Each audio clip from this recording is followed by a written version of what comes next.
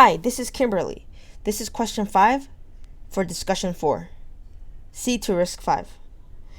Translate between the C and RISC-V verbatim. Okay, so for the first part over here, for the C code, we have 4 variables, A equals 4, B equals 5, C equals 6, and Z. And then we're just going to add A plus B plus C plus 10 and put that into Z. They gave us some comments to help out with the RISC-V code. So they told us that A is going to be in register S0, register S1 will hold B, register S2 will hold C, and register S3 will hold Z. So to start this off, we're going to initialize the registers just like we initialized the variables first. So we're going to put 4 into S0, we're going to put 5 into S1, 6 into S2. So to do that, we're going to be using the instruction add I, which stands for add immediate. To initialize A equals 4, we're going to do add I. Since we're initializing A, which is going to be in S0, the destination is going to be S0. We're going to add 4, which is the immediate, and we're going to add X0. And X0 is the register that holds 0 all the time. So we know basically what we're doing here is we're doing 0 plus 4, and we're adding that result into S0. So S0 will hold 4. So for B equals 5, since B is going to be in register S1, we're going to do S1, X0, and 5. Then for C, we're going to do add I, S2, X0, and 6. Z isn't initialized, so we won't initialize it for now. Now we want to add A plus B plus C plus 10. So because in RISC-V, when we're doing these instructions, we can only work with 2 registers at a time. What we're going to be doing here is first we're going to add A plus B. Then we're going to add this result of A plus B to C. Then we're going to add this result to 10. Okay. So to add A plus B, A is S0, B is S1, and we're just going to use the add instruction instead of add I because we're working with 2 registers. And we're going to put this result into S3 because that's where the variable Z will be in. Okay, so now S3 at this point, S3 equals A plus B. Next, we want to add on, so we've done that. Next, we want to add on C. So we do add. We want to add A plus B, which is S3, with C, which is S2. And we're going to put that result back in S3 as well. So now at this point, S3 equals A plus B plus C. Last but not least, we're adding 10, which is an immediate. So we're going to use the add I instruction. Add I. We're going to put it into the destination of S3. We're going to add S3 with 10. So then at this point, S3 is equal to A plus B plus C plus 10, which is exactly what we're looking for over here. Okay, let's move on to question 2. So over here we have star P is equal to 0, int A is equal to 2, and then we're going to set P at index 1 equal to P at index A equal to A. Similarly, in the comments, they tell us that S0 holds star P, which is equal to int R, and S1 holds A. So star P is equal to 0. Star P is a dereference. So basically, whatever address P is pointing to, we're going to set whatever's at that address to 0. To do that, we're going to use store word, which is SW. Store word has 3 spots to fill in. So the first section is going to be the value we're going to be putting at the address. So in this case, since we're setting star P equal to 0, that value is going to be 0, and we can use the X0 register to do that. The next input is the immediate offset, and then the next input would be the address. So the address is going to be S0 because we're given that S0 is equal to the pointer P, which is where the address is. So the address is S0, and then the offset is going to be 0 because we want to put the value 0 right where the address is pointing to. Next, what we're going to do is we're going to initialize A equals 2. We're going to put the value 2 into the S1 register. To do that, we're going to use add I. and the destination register is going to be S1, and we're going to be adding x0 with 2. So it's going to be 0 plus 2, and we're going to put that into S1, which will be 2. So S1 now represents A, which is 2. Next, what we're going to do is we're going to set P1 equal to A first. So to set the value at index of 1 of the array P to A, we're going to also use the store word instruction. So to do that, we're going to do store word. The value we're storing is going to be A, which is in S1. And the address is going to be 4 plus P. Because this points to the beginning of the array. So say the beginning of the array was 10. Then if we want to get index 1, we want to get to this, and this is 14. Because all ints are of byte size 4. So if you want to get to the first index, it'll be plus 4 of the 0th index address. So what that means is our immediate offset will be 4. And we're going to use the same address for P. So before, what we were doing was we were putting 0 in here. And now we're putting the offset of 4. So it'll be the address will be S0, which is 10, plus 4, which is at address 14. We're going to put 2 in there. Next, we want to get to where P of A is. So P of A, in this case, we can see that this actually just means P of 2. So to get where A is, we want to multiply the value of A by 4 because all the int size in the array are 4. So like for P of 1, we just added 4 because 4 times 1 is 4. If we wanted to get to P of 2, we would need to add 8. And to get to 8, it's 2 times 4, which is 8. So a way to do quick calculations for array offsets is to use the shift left logical immediate instruction. So that instruction is SLLI. And what that does is it will shift your number. So say your number is 0011. What that's going to do is it's going to shift your number to the left by however much you tell it to. And when you're looking at binary, whenever you shift a number to the left once, that means you're multiplying the number by 2. So if you shift the number to the left 3 times, that means you're multiplying by 2 3 times. So however many times you shift the number to the left by, that's however many times you're multiplying the number to the power of 2 by. So in this case, since we want to multiply by 4, that's 2 to the power of 2. That means we want to shift left twice. So I'm going to shift left twice. The value I'm going to be shifting is S1, which is A, because I want to get to the offset for this P of index 2. And I'm going to put this result in a temporary register, T0. So now in T0, I will have the value A times 2 to the power of 2, which is A times 4. So this is the offset I need to add on to my current address of S0. So I'm going to add T0 to S0, and I'm going to put the result in T0. So now T0 points to the address P2. So that means to store A into P2, I can do store word again. My address is going to be T0.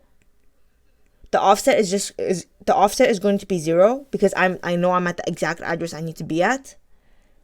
And the value I'm putting in there is going to be S1, which is A. Question 3. So for this question, we have 2 variables, A equals 5, B equals 10. If A plus A is equal to B, then we're going to set A equal to 0. Otherwise, we're going to set B is equal to A minus 1. They told us that S0 is going to hold A and S1 is going to hold B. I'm going to put the values 5 into S0 first and values 10 into S1 so that the correct values are going to be in the registers. To do that, I want to use add I, S0, X0, 5, add I, S1, X0, 10. So at this point, A is equal to 5, B is equal to 10. Now I need to do this check A plus A is equal to B.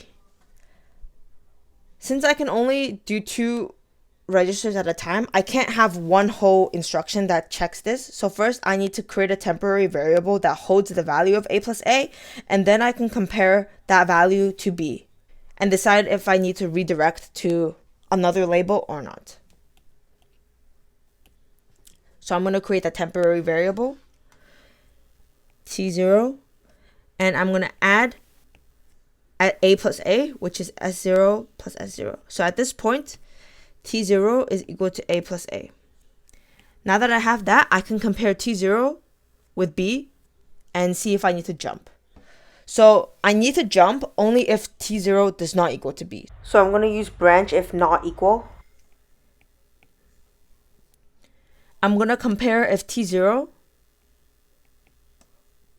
does not equal S1. And if this is true, that means I'm going to jump to the else loop, because that means I will execute what's in the else loop.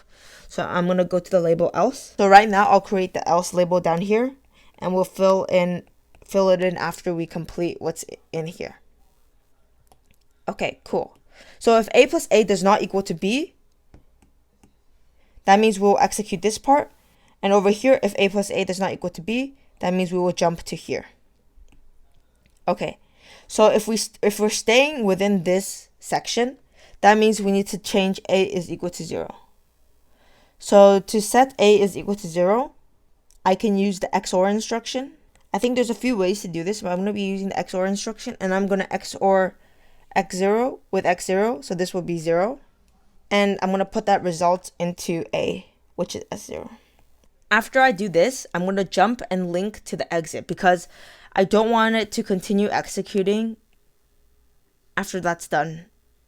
So I just want to immediately jump to after the else, after I set A is equal to 0. So to do that, I'm going to use jump and link. So I'm going to jump and link X0 and exit. And I'm going to have the exit label be here. And in this case, this is supposed to be where I'm putting the return address. But since I'm using X0, the return address will be just discarded. Now let's take care of the else section. So for the else section, I want to set B is equal to A minus 1. To do that, I can use add I again, and I'll be adding a negative immediate. So to do that, I will do add I. The destination address is going to be S1. I'm going to be adding A plus negative 1. So I'm going to add A, which is S0, plus negative 1, which is negative 1 as the immediate. So this line will check if A plus A is equal to B. This line sets A is equal to 0. Then this line jumps to the exit, and this line sets B is equal to A minus 1. Let's move on. So for this section, we're going to be translating RISC-V into C code. So first, we have 3 registers. S0 is going to hold 0, S1 is going to hold 1, and T0 is going to hold 30. What we're going to do is we have this loop variable. So it says branch if equal S0, T0. If S0 is equal to T0, which T0 stands for 30, then we're going to jump to exit.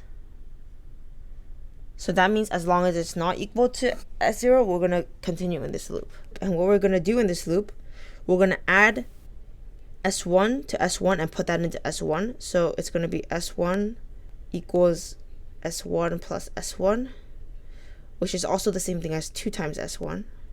And then we're going to do add I, S0, S0, 1. So what this is doing is it's adding 1 to S0 and putting that back in. So this is the same thing as doing S0 equals S0 plus 1, which is the same thing as S0 plus plus. And then we're going to jump and link. We're going to go back to the beginning of the loop. So given the hint that this label is called a loop, and how we're incrementing S0 each time by 1, and S0 is the thing we're comparing to for the stop point, this looks like a for loop. So let's go ahead and start translating it into C. we're going to set S1 is equal to 1. Then we're going to compute the for loop.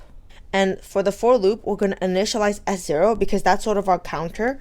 We're going to initialize S0 to be 0. Our stopping point is if f0 equals t0. And so since we know that s0 starts less than t0, we can do s0 is less than t0. So if it becomes greater than or equal to t0, then we will stop. And remember, t0 is equal to 30. And each time we're going to increment s0 by 1.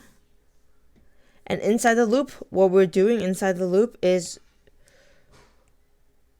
we're adding s1 is equal to s1 plus s1. So that's the same thing as s1 equals 2 times s1.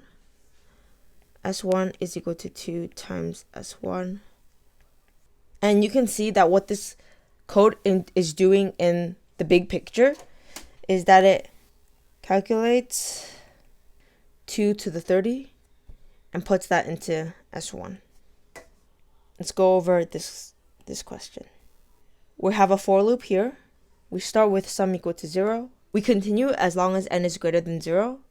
And then each time we decrement n by 1. Inside the for loop, we're adding sum is equal to sum plus n. Okay, and then we're given that S0 will hold n and S1 will hold the sum. We're going to initialize sum is equal to 0. And since sum is going to be S1, we're going to do add I S1 x0, 0. Next, we're going to begin our for loop. So for this for loop, since we keep on decrementing n, if n ever equals 0, then we know to exit. So we can check in the loop, branch if equal n, which is s0, and then we compare with 0, which is x0, then we go to the exit. Our exit label is going to be down here. Then inside the loop, we're going to add sum plus n and put that into sum. So we're going to add sum is s1. We're going to do sum plus n, which is s0, sum plus n, and we're putting that value back into sum. Next, we want to decrement n. So we're going to use add I, s0, s0, -1. And then we're going to jump in link x0. So the return address is not going to be stored anywhere. Back to loop. So this means we'll keep going up there. Okay, question 5. Thank you.